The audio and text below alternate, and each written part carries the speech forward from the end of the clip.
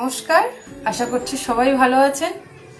আজকের বিষয়, যেসব বাড়ির ঈশান কোণ ড্যামেজ আছে, অর্থাৎ উত্তর পূর্ব কোণ ড্যামেজ, অর্থাৎ সেখানে টয়লেট থাকতে পারে, রান্নাঘর থাকতে পারে, সিঁড়ি থাকতে পারে, যাদের ড্যামেজ রয়েছে, এবং তারা কি করবেন, একটা সোনা, অনেক ক্ষেত্রে তো সোনা তো সবাই দিতে পারবে না, তাহলে সেক্ষেত্রে আপনারা ব্রোঞ্জ ব্যবহার করতে পারেন। ব্রোঞ্জ এক হাত পরিমাণ পাত ব্রোঞ্জের, এবং 250 গ্রাম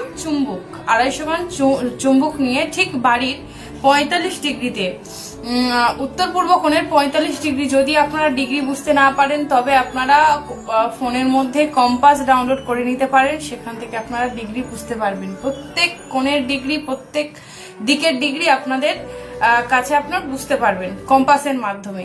45 ডিগ্রি ঠিক উত্তর পূর্ব কোণে আপনাদের মাটির নিচে পুঁতে দিতে হবে।